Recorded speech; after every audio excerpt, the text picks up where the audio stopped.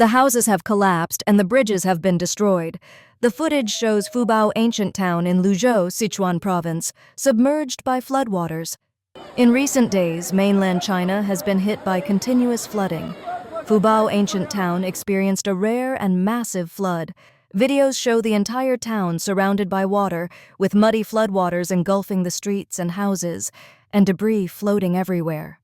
Overnight, relentless rains pushed thousands of aging dams past their limit. Many unleashed torrents of water with no warning to residents.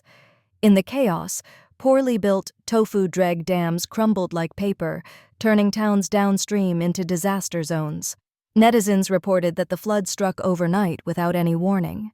A once-in-a-century flood submerged my home in just a few minutes. One resident said. The entire town turned into a vast expanse of water.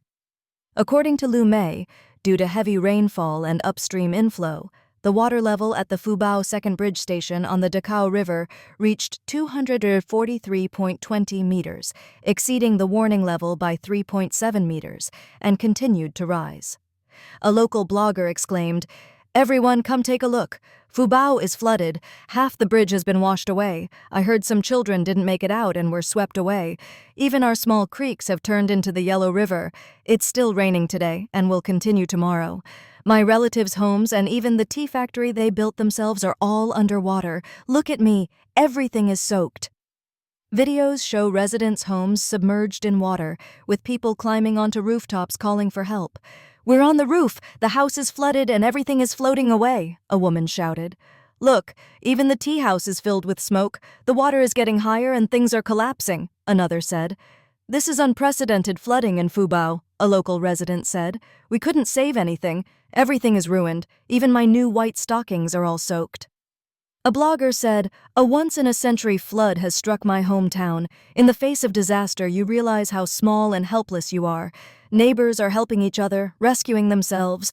Honestly, up to now, not a single government official has come to check on our street."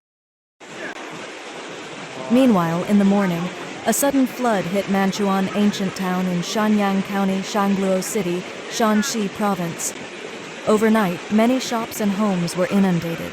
Many vehicles were swept away, and the flood scenes were horrifying. A blogger exclaimed that it was the first time they had seen such a massive flood. Videos posted by several residents of ancient towns showed streets submerged under muddy yellow water. The owner of a snack shop told Lu Mei that his store, located on the ground floor, was completely flooded. Some local residents said the floodwaters rose rapidly and submerged the streets in just over 20 minutes. The disaster cut off water and electricity in the town, and mobile phone signals were also affected. In Manchuan Ancient Town, this was the most severe flash flood in its history. "No one knows where so much water came from," a resident said. Maotai Town also experienced an extremely severe flood. From early morning until now, the water level has continued rising. Directly across from the flood zone is the Queichou Motai Distillery. If the water level rises any higher, the distillery will be affected. Even the 1915 square in town was flooded, and several vehicles were damaged. "Let's hope no one was injured," said a resident. This is the largest flood Maotai has experienced in its history. The water level reached the same height as the bridge deck. A live stream showed many areas underwater. "Only when you're there can you feel how fierce the flood really is," a resident commented. "This is the most powerful flood in nearly 30 years in Maotai, without question. Look over there. That's the office of the chairman of the Maotai Distillery." The floodwaters were still rising. Guizhou Province had been battered by heavy rainfall for days. The heavy rains triggered flooding in the Xishui River, which roared downstream like a beast. By midday, the floodwaters had surged through Maotai Town, inundating even the 1915 square. A local photographer captured shocking images. Due to upstream downpours, the entire Xishui River had turned brown and turbid. Locals said it was the largest volume of water they had seen in 30 years. Mutai, once labeled as China's national liquor and a symbol of the Chinese Communist Party's red legacy, was long supplied exclusively to elite circles and official events. All residents of Maotai Street have been evacuated. Another netizen shared, "I went to Maotai today. It's been many years since we've had such a flood. I feel like there have been so many natural disasters this year. As soon as I got to the street, I saw firefighters handing out flyers, and people were clearly in a state of panic. Seeing such a massive flood made me feel deeply conflicted. What's going on today? Floods are everywhere, and business is terrible. Even survival is difficult, said a local. Witnessing the disaster made many feel an urge to help, even if others might be suffering more. All I can do is silently pray in my heart, said one resident. I hope everyone in the affected areas stays safe, and I also hope it stops raining soon, or more people will suffer. From the night of July 8th to the early morning of July 9th, under the influence of Typhoon Danas, Xishui County in Guizhou Province was hit by torrential rain. At the same time, the Dongfeng Reservoir in Xishui released floodwaters, submerging the county seat in water. A netizen said over 80% of underground garages and parts of shopping malls were flooded, with the deepest water reaching 4 meters. Since June, floods have ravaged many parts of China. From July 8 to 9, Jiaotong in Yunnan Province saw record-breaking rain, with Weixin County receiving 254.4 mm, its highest since 1958. Streets were submerged, causing major losses. The topic trended online as locals shared scenes of devastation. One badly hit street had shops underwater. Now, owners are clearing debris and disinfecting. This is the Weixin Tongshinyuan supermarket, one of the most seriously affected areas.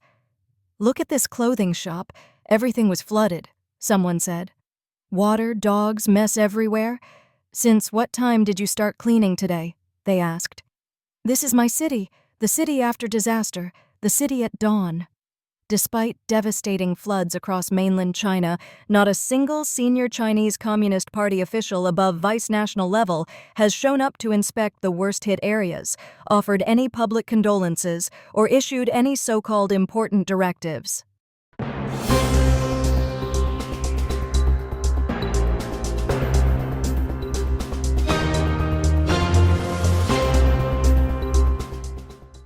Go to college or start working?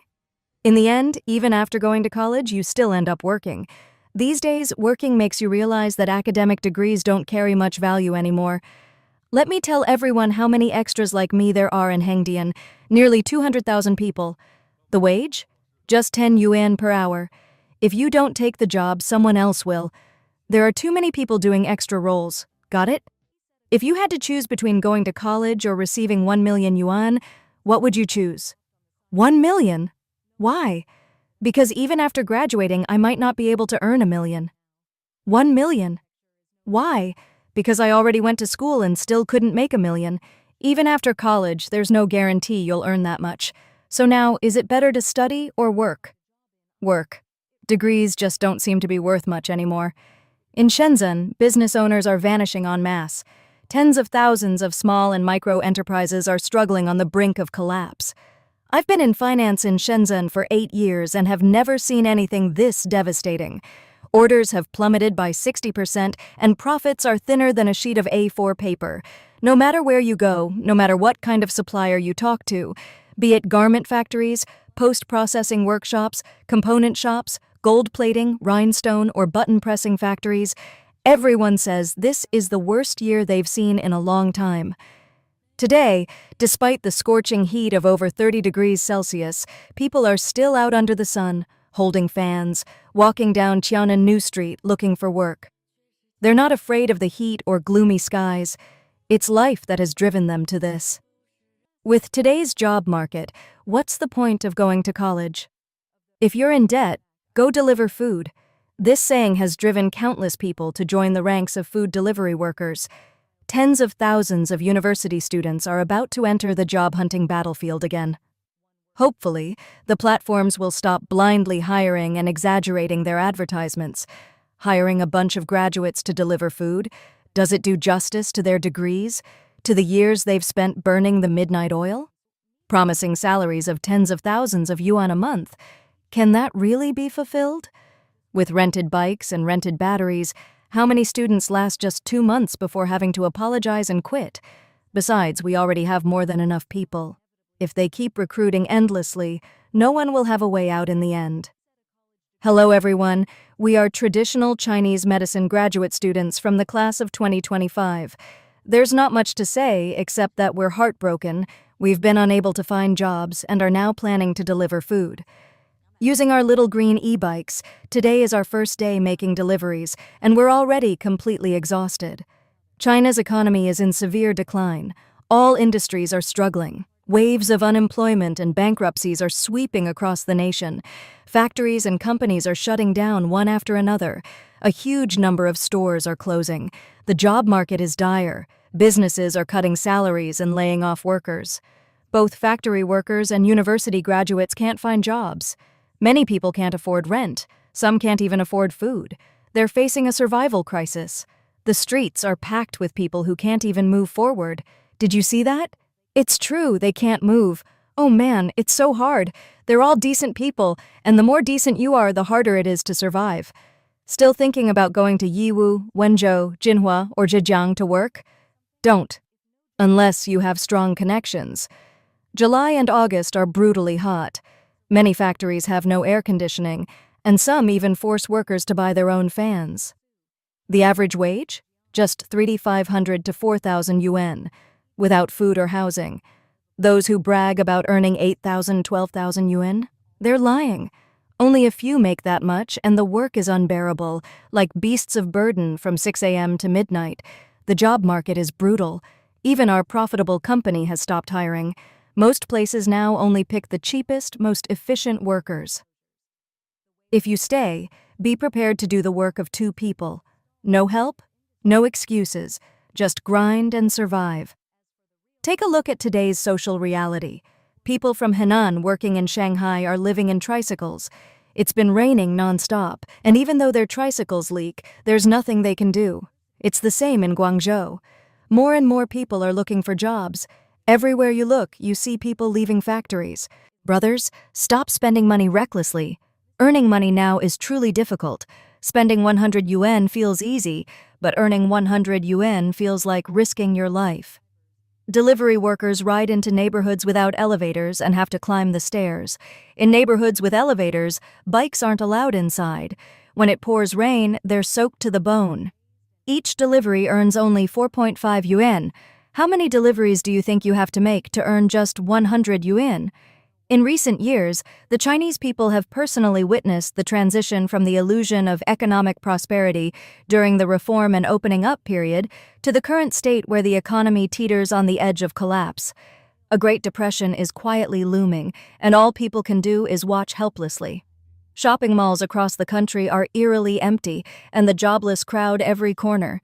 Internet users are sharing that most young people today simply can't find jobs, suffocating under anxiety. Even having a proper meal has become a serious concern.